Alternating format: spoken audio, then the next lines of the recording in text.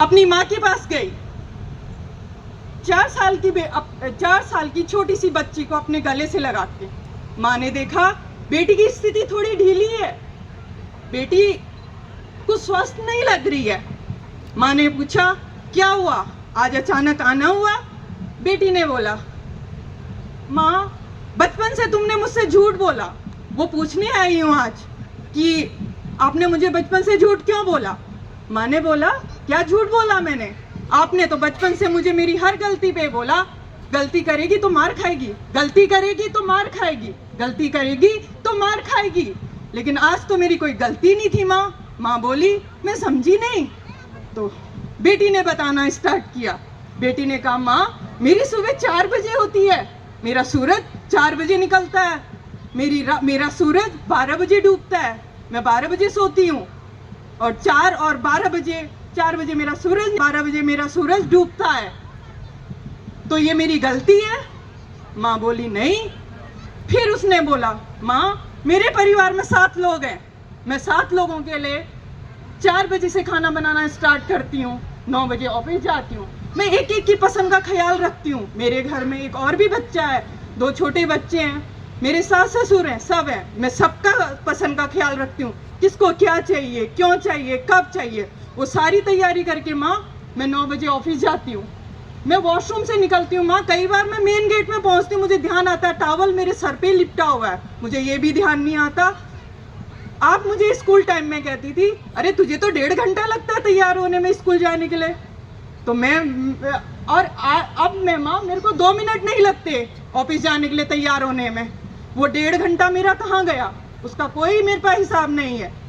फिर वो कहती है माँ फिर मैं ऑफिस में जाती हूँ, खड़े पैर दिन भर मेहनत करती हूँ, पूरी शिद्दत से मैं नौकरी करती हूँ, उसके बाद मैं शाम को घर आती हूँ, 8 बजे मैं अपने घर में आती हूँ, मैं दरवाजे के अंदर घुसती हूँ माँ, चप्पल साइड में रखती हूँ, देखती हूँ परिवार के सारे चप्पल बिखरे हुए हैं, बैग मेरे कंधे में है, मैं उसी हालत में बैठ के उन सारे चप्पलों को स्टैंड पे चढ़ाती हूँ। उसके बाद मैं अपने कमरे में न जाके लेफ्ट लेके किचन की ओर चली जाती हूँ।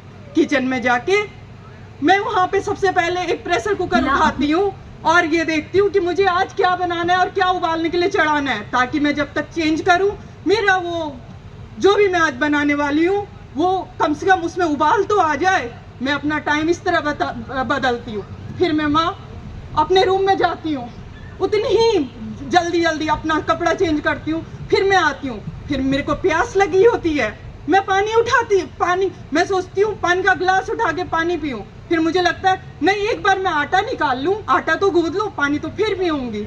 ऐसे करते करते मेरी रोटी बन गई, मेरा खाना बन गया, मैंने 8 लोग का खाना भी बना लिया, लेकिन मैंने पानी नहीं पिया अभी तक। जब रात को सबको खाना खिला के जब मैं रात को दीवार का सहारा लेके अपने कमरे में बैठती हूँ तो मैं याद करती हूँ कि कोई ऐसा हो जो 2 रोटी चबा के मेरे मुंह में डाल दे, क्योंकि मुझे ताकत नहीं होता माँ 2 रोटी चबाने का भी। तो अब मुझे ये बता माँ कि मेरी गलती कहाँ पे थी, फिर आज मेरे पे हाथ क्यों उठा, मुझे क्यों मारा गया? माँ चुप है क्योंकि माँ को समाज का डर है, वो कहना ही नहीं थी आजा तेरे लिए दरवाजे खुले हैं, आजा तेरा बाप तेरी माँ तेरा इंतजार कर रहे हैं, आजा अभी भी हम जिंदा हैं। क्यों नहीं कहती माँ? क्योंकि उसको समाज का डर है, उसको बेटी के घर टूटने का डर है। कौन सा घर जो कभी बनता नहीं। फिर ज्योति सर ने दिखाया एक और प्ले जो नशे के ऊपर था।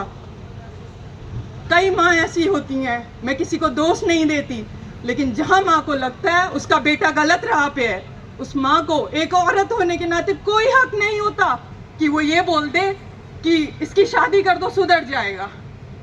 आपके बेटे ने नशा किया वो गलत, चलो आपने उसको पैदा किया, मान लेते एक बार के लिए आप गलत, लेकिन एक लड़की जो जिंदगी भर के सपने सजाती है वो कहाँ गलत है कि आप अपने बेटे की जिंदगी सुधारने के लिए एक दाव खेल जाते हो कि इसकी शादी कर दो तो ये सुधर जाएगा।